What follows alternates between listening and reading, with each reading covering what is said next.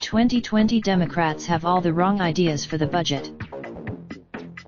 Editors note the opinions in this article are the authors, as published by our content partner, and do not necessarily represent the views of MSN or Microsoft. It's no secret that the 24 or so 2020 Democratic presidential candidates are promising a slew of new and expanded government programs that are often universal and free. Americans should be. Democratic presidential candidates will list their new proposals without any pay for aside from taxing the 1%, then proceed in the same breath to criticize Republicans for growing the deficit by way of tax cuts. That's right.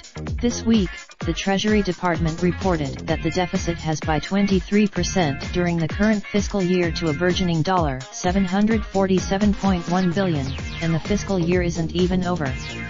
But in the same period, clearly, the federal government doesn't have a revenue problem.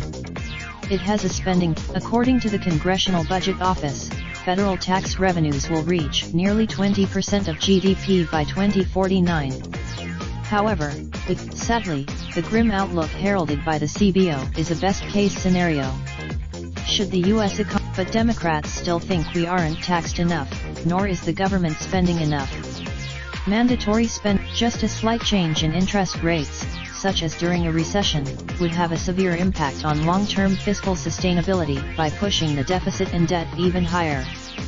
Lower interest rate. For all the 2020 Democratic candidates talk of raising corporate and top marginal tax rates, the history of federal tax revenue tells us this would be an exercise in futility.